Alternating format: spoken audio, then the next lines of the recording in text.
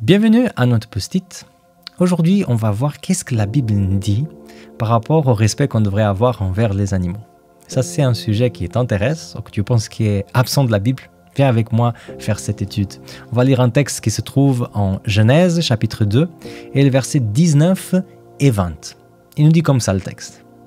« Avec de la terre, le Seigneur façonna quantité d'animaux sauvages et d'oiseaux, et les conduisit à l'être humain pour voir comment celui-ci les nommerait.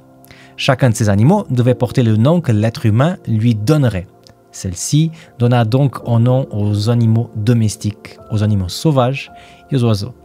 Mais il ne trouva pas de partenaire capable de les secourir. » Alors, première chose, peut-être un peu étonnante pour certaines personnes, c'est que les animaux, ils ont aussi été façonnés.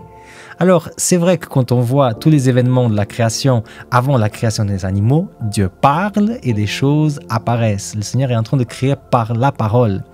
Mais quand il arrive au dernier jour de la création, avant le repos du sabbat, il va se dire, je vais faire différemment, et il va prendre de la terre, de l'argile, et il va façonner les animaux et les oiseaux.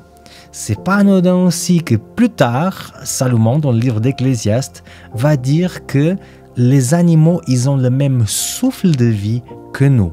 Lisons ensemble. Ecclésiaste chapitre 3, verset 19, il dit comme ça. « En effet, le sort final de l'homme est le même que celui de la bête. Un souffle de vie identique anime homme et bête, et les uns comme les autres doivent mourir. L'être humain ne possède aucune supériorité sur la bête, puisque finalement, tout part en fumée. » Le texte met clairement l'homme et les animaux au même niveau en tant que création de Dieu, façonnée par la main de Dieu et avec le souffle donné par Dieu lui-même. Alors, qu'est-ce qu'on doit faire en tant que chrétien? Est-ce qu'on se sent appelé à respecter les animaux et ne pas considérer ce thème comme quelque chose de moderne ou alors de la rigolade?